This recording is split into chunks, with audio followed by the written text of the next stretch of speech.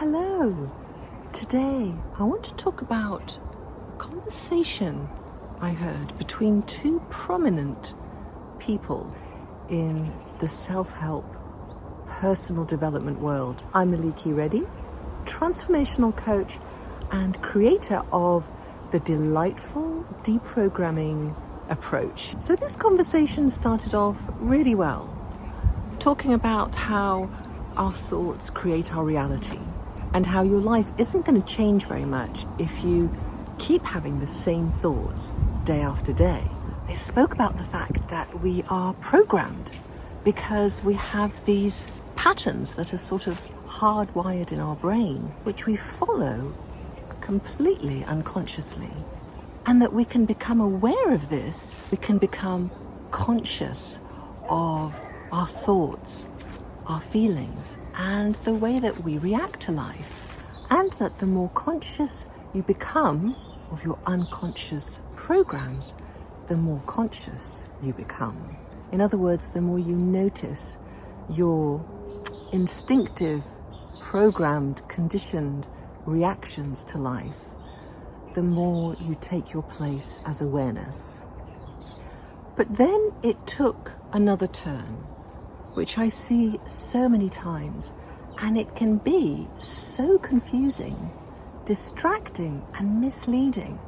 What they said was that in order to change, in order to become the person you want to be, you need to, first of all, imagine the future that you desire and how you show up in that. That's okay, nothing wrong with that. But then they said you need to keep your energy connected to that vision of the future. The words they used were, you need to condition your body to the emotions of the future. That you need to reprogram the way you think.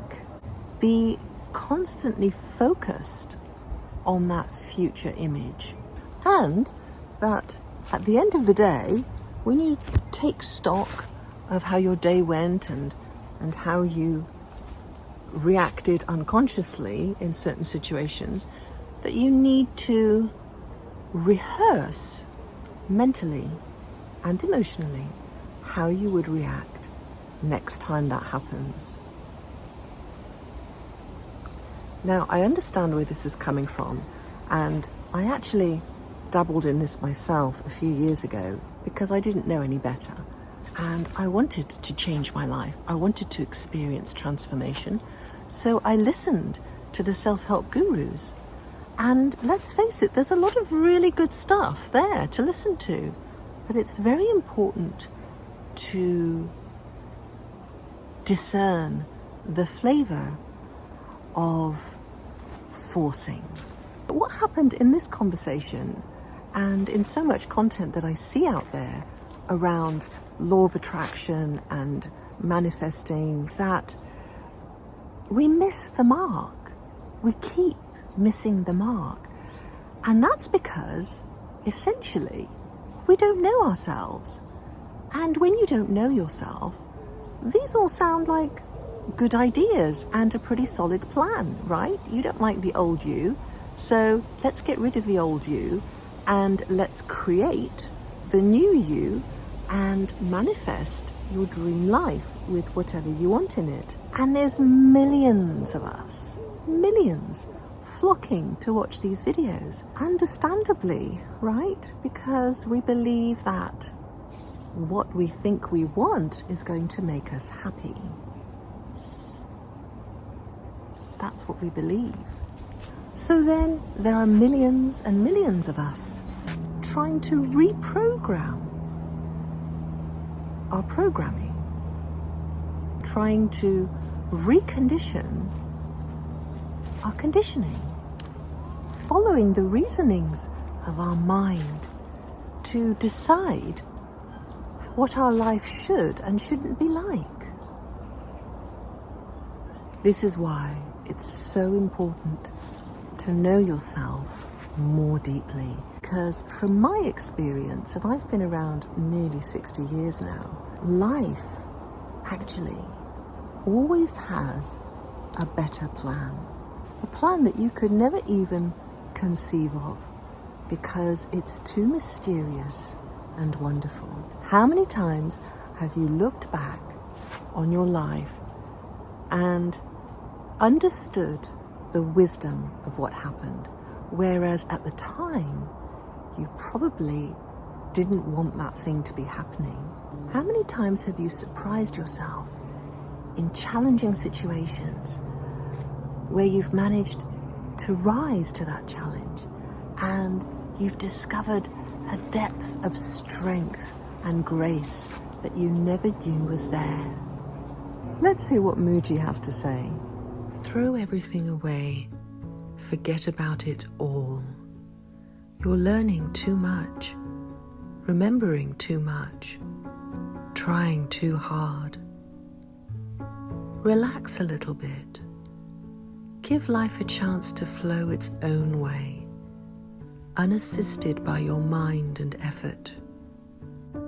Stop directing the river's flow.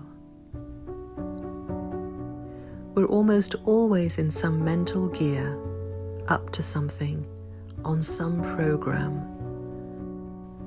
And so we never quite learn to rest or to acknowledge the natural resting place and peace of self. We're unaware of our natural peace. Your being should not be governed by your mind. In the state of functioning consciousness, you should be in the background awareness. You can watch everything. You don't reject it. You're aware of it. A lot of the time we're living in mind-generated activity, meaning the activity which has no real fruit. The mind-generated activity, which is where the ego lives, is very highly engaged with the world. Procrastinating, fantasizing, wishful thinking, memory, subjective interpretations, etc. And that makes the house busy. When it comes time for conscious resting, we don't know what to do. So much resistance is in the system. You say just to close your eyes and people start to feel restless. Don't try and stop the restlessness.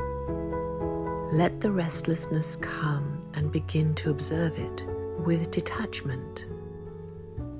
Feel it in the body. Feel the restlessness and say, okay, let that happen.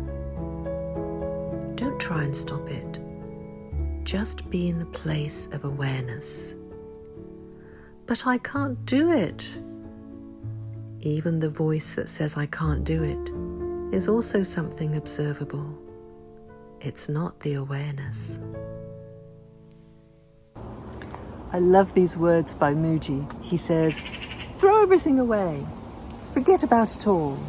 You're learning too much, you're remembering too much, and you're trying too hard. Oh, we try so hard and we lose sight of ourselves, we lose sight of the peace of our true being. We lose sight of life's natural balance and alignment. He says, relax a little, just chill. And I love these words. Give life a chance to flow its own way. Give life a chance. How many videos are there about giving life a chance to flow its own way? And yet, this is the sweetest, most beautiful way to live. Mooji says, stop directing the river's flow. I remember 10 years ago when I started my online business journey, and I invested quite a lot of money to do some training.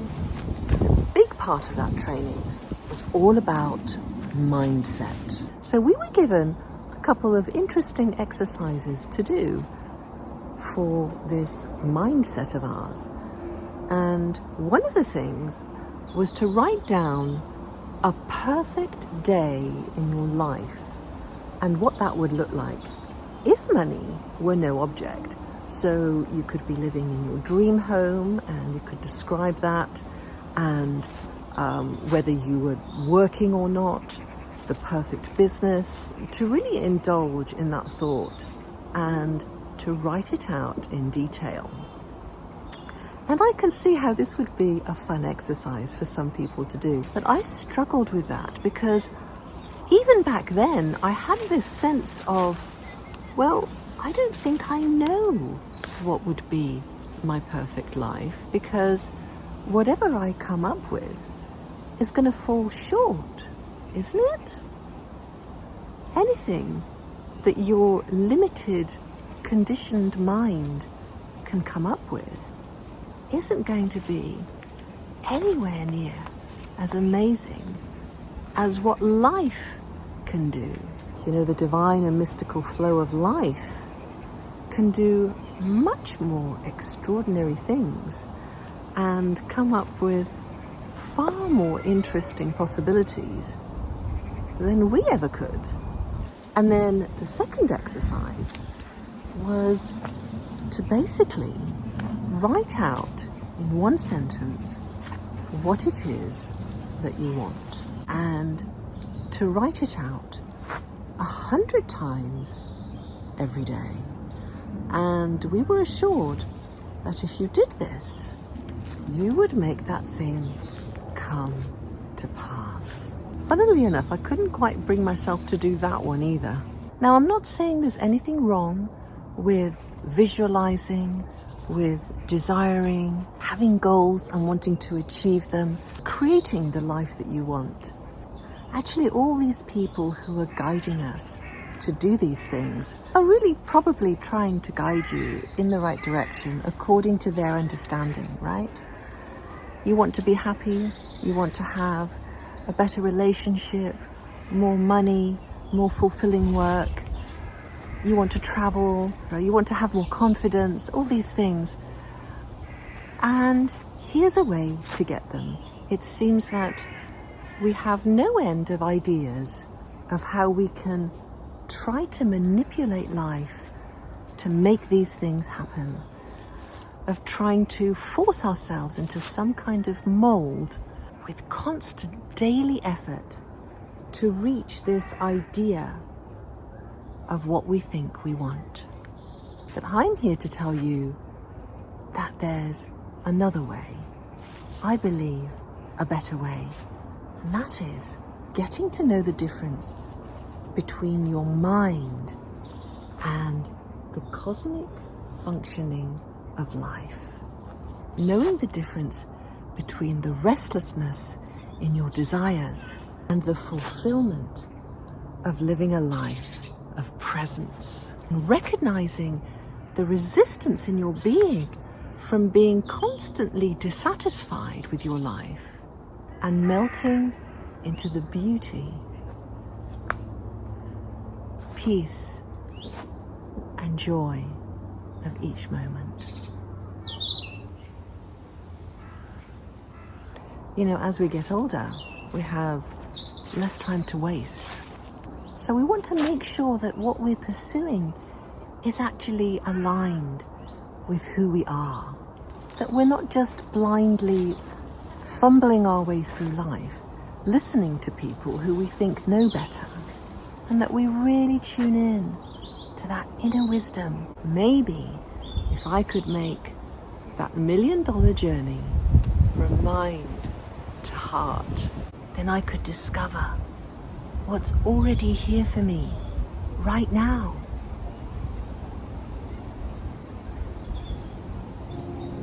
When you move naturally in your life, the people you meet without planning, that is part of your cosmic activity. Wherever you go, as you go down the road, things you can never plan by the mind happen. These are called that which is ordained by God. You'll see this activity when you pay attention to it, because everyone is living it, but not consciously. What we do when those activities come, because they're not arranged, is we tend to feel, not this time, I haven't got time for this. Because you prioritize your mental activities rather than your cosmic functioning. It makes sense, doesn't it? And so we begin to recognize more and more and cooperate with the cosmic functioning. You find that your day happens in such a way that you could not have planned it any better than that. You say, whoa, it's so fulfilling. I met so-and-so today. Did you have an arrangement? No, we just bumped into each other. We got talking and so much came up.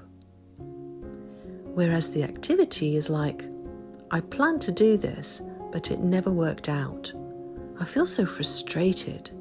It's not working. Of course it's not working, because you want life to obey your personal projections. But life is flowing by itself. When you're conscious of your consciousness, then you're full of praise and gratitude to God. You say, wow, no human being could plan that. The greatest planner could not arrange this, because this happened by itself. This is what I'm pointing out. If people could just understand that and somehow register internally, the fruit of that is amazing. This is a fruit that never becomes oversweet. Then every day becomes your best day, something fresh. If it's not like that, we're living too much in the mind. So here we see the stark difference between mind-generated activity and the cosmic flow. One flows against life and one flows with it. One unfolds organically, the way it's meant to, whereas the other tries to force and manipulate things to go a certain way. And the way you know which one you're in is how free you feel in your being, or how much tension you can sense. Of course, we all have our preferences. There's nothing wrong with having preferences. But notice how much resistance you have built up in your being because things aren't the way you want them to be. And how much stress that causes you every day. Always remember, as long as you're dictating what you like and don't like, your heart will be opening and closing. And when your heart is closed, life can't flow freely through it. The question is, are you willing to let go of that mind-generated activity that's trying to control your life? And are you willing to trust the cosmic activity, the divine flow, whatever you want to call it, life's natural unfolding instead? Doesn't mean you can't make plans and have goals. I make plans and have goals all the time, especially in my business. But remember to be flexible and willing to go with the flow. There's a natural flow. I want you to experience this natural flow that directs you into peace and fulfillment. It really does. But as I always say, don't take my word for it. See for yourself. The best way to live isn't to try and reprogram your mind or to try endless, tiring ways of forcing it to go according to the way you want it to. The best way to live your life, I think, personally, is to make the shift from living in your mind all the time to honoring your heart. Cooperating with the universe and its cosmic functioning. It's a simple shift, and all it requires is awareness. You don't have to write anything out 100 times a day. You don't need to come up with all the ideas for how you want the rest of your life to go. And you don't have to wait for things to change. You don't have to wait for anything. This is where we get tripped up with all this future-focused living, future-focused doing. It's all about the better me and the better life that's just around the corner. It's going to be here soon. One day, I'm going to be happy and satisfied. Please, don't fall into that trap. What a shame to fall into that trap and to miss the preciousness of today. The only day you really have to live. You see, if you're not open to today and you're super future focused, you miss things. You miss what's here for you today because you're so set on your goal, because you don't have time right now. You're too busy, because your heart is closed to things you think you don't want to do. If you're going through life like that, you're really going to miss out on opportunities. Like this one, for example. I was approached by a wonderful company in California called Otter Spirit to see if I'd be interested in a little collaboration. So of course I said, send me your stuff and I'll have a look.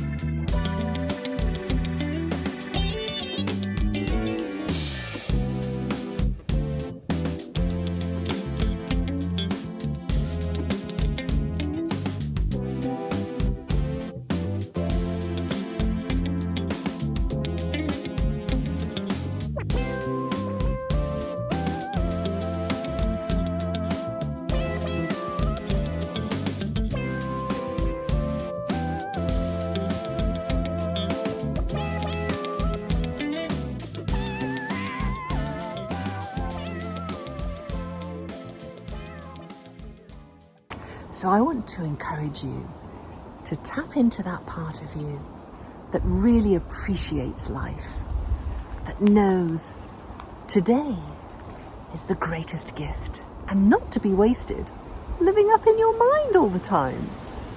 To be open to whoever you're going to meet today, to perhaps living life differently today, following the inner sense of adventure, which we all have. Don't tell me you don't have that. We all have that, even though it might be buried somewhere. Slow down a bit and see what today might have in store for you. I'm now running monthly transformation groups on Facebook for anyone who's interested in today-focused living and applying it to your daily life. Find out more at alikireddy.com.